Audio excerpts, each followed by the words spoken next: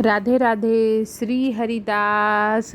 सबसे पहले तो आपको बता दूं कि 10 सितंबर से पितृपक्ष स्टार्ट हो रहा है और 10 दिसंबर से ही हमारे जो पूर्वज होते हैं उनकी मुक्ति के लिए हम प्रार्थना करते हैं, दान पुण्य करते हैं, पूजा करते हैं ताकि हमारे पूर्वज हमारे ऊपर खुश रहें और अपनी कृपा दृष्टि हमारे परिवार पर बनाए रखें। तो पितृपक्ष में हमें लड्डू गोपाल की पूजा कैसे करनी चाहिए, उनका श्रृंगार कैसे करना चाहिए, ये मैं आपको बताने वाली हूँ। क्योंकि होता क्या है ना कि पितृपक्ष में बहुत सी चीज़ों का परहेज होता है।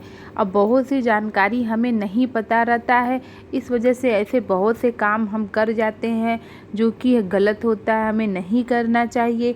तो पितृपक्ष में सबसे पहले बता दूं कि बहुत से ऐसे लोग हैं जो कि पूजा भी नहीं करते हैं, लेकिन मेरा मानना है कि घर के पूजा को नहीं रोकना चाहिए, घर का पूजा हमें करना चाहिए।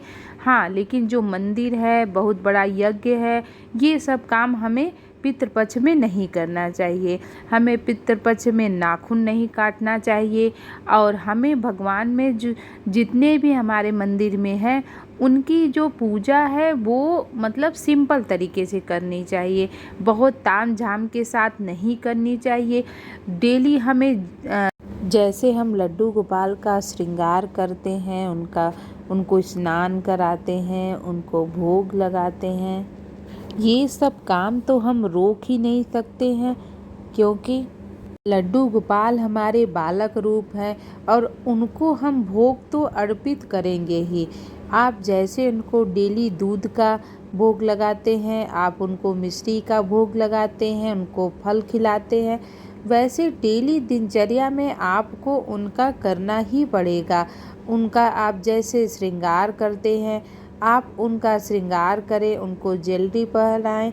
हाँ, लेकिन आपको पितृपक्ष में नए वस्त्र लड्डू गोपाल के लिए नहीं खरीदना चाहिए और आप लड्डू गोपाल को प्यार से उनको भोग लगाएं, उनसे प्रार्थना करें कि हे प्रभु, आप हमारे भोग को अर्पित करें, हमारे भोग को स्वीकार करें और अपनी कृपा दृष्टि हमारे परिवार पर बनाए रखें। तो इस तरीके से आपको कहते हुए अपने प्रभु को भोग अर्पित करना है। और लड्डू गोपाल को आप नए वस्त्र मत खरीदिए क्योंकि पितृपक्ष में नए कपड़े हम नहीं खरीदते हैं। अगर किसी का जन्मदिन भी आता है ना तो हम लोग पहले ही खरीद लेते हैं, लेकिन लेकिन उस पितृपक्ष में जन्मदिन पड़ता है तो हम नहीं खरीदते हैं।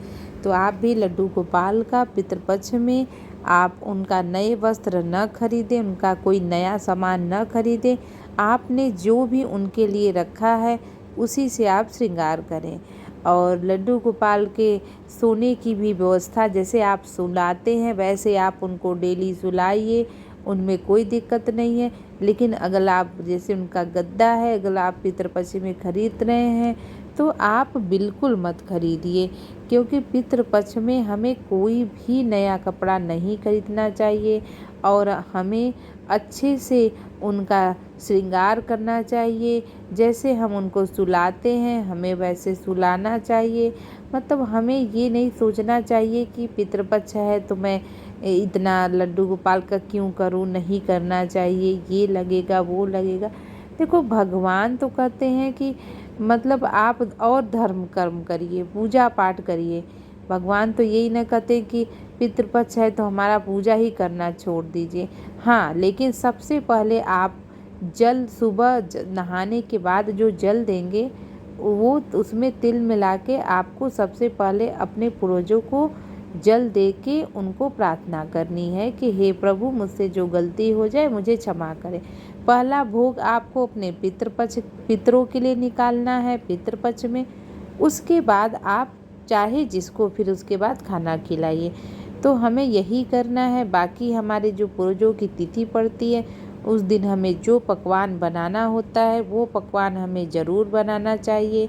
और जो भी आप बनाइए, कौवा पंछी को ले जाके छत पे खिला दीजिए, पानी दीजिए, जल दीजिए। इससे क्या होता है, हमारे पितृ प्रसन्न होते हैं, हमें अन्न पुत्र धन देते हैं, हमारी मनोकामना पूर्ण करते हैं। तो हमें अपने पूर्वजों का सम्मान ज़रूर करना चाहिए। और साथ में ही अगर आपने लड्डू गोपाल को रखा है तो आप लड्डू गोपाल की सेवा ज़रूर करें। लड्डू गोपाल की सेवा करने से हमें पूर्वजों की भी कृपा दृष्टि प्राप्त होती है। इसलिए हम डेली दिनचर्या में अपने लड्डू गोपाल का तो पूजा नहीं रोक सकते हैं। हमें लड्डू गोपाल की पूजा तो करनी ही होगी, उनकी सेवा करनी होगी। और उनको हमें जैसे हम डेली दिनचर्या में उनको कुछ भी खिलाते हैं, पिलाते हैं, वो सब हमें ज़रूर करना चाहिए। तो आप भी पितृपक्ष में अपने पूर्वजों का अच्छे से पूजा करें। राधे राधे। श्री हरिदास।